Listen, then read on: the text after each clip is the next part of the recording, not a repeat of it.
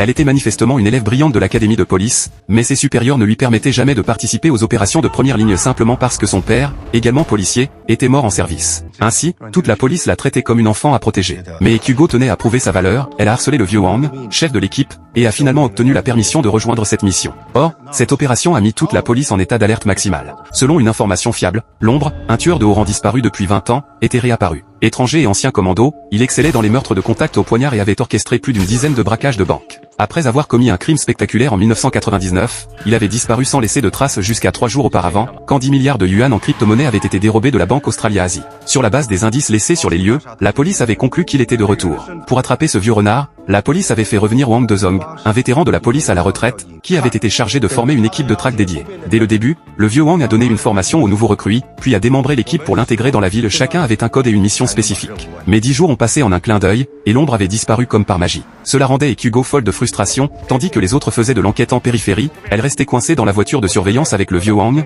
dont les tâches consistaient à acheter du café ou des repas. Jusqu'à ce jour, revenue de ses courses de repas, elle a vu plusieurs petits voyous harceler une jeune fille. Le vieux Wang lui a dit de ne pas s'impliquer et d'appeler la police directement. Mais Hugo, qui en avait eu assez de rester inactif pendant 15 jours, n'a pas pu retenir son indignation.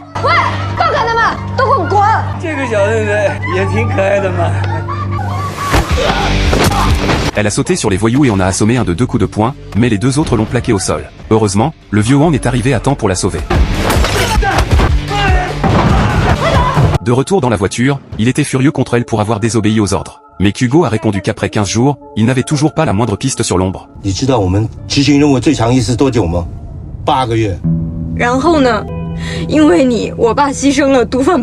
En réalité, le père de Hugo était le meilleur partenaire du vieux Wang. À l'époque, ils avaient passé 8 mois en se cacher pour attraper un trafiquant de drogue. Mais un jour, le vieux Wang avait vu un kidnappeur emmener une petite fille et avait sauté sur lui pour l'arrêter, ce qui avait exposé leur identité. Résultat, le père de Hugo avait été tué sur le champ par le trafiquant.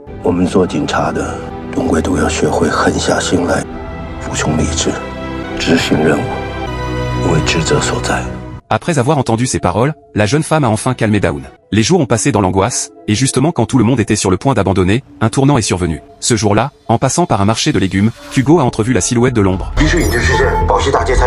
La voix dans le talkie-walkie a immédiatement enflammé le moral de toute l'équipe, qui s'est rapprochée rapidement de la cible. Cependant, la première étape consistait à confirmer l'identité de l'Ombre. Mais la plupart des autres membres de l'équipe avaient déjà été vus par lui, donc Hugo, qui avait toujours travaillé en arrière-plan, était devenue la meilleure candidate. La jeune femme s'est immédiatement changée et a infiltré le marché. Le vieux Wang lui a rappelé de garder sa distance, c'était le tueur le plus rusé. Alors que l'Ombre s'approchait, Hugo s'est accroupi pour feindre de chercher quelque chose, profitant de la réflexion de l'écran pour observer clairement son visage.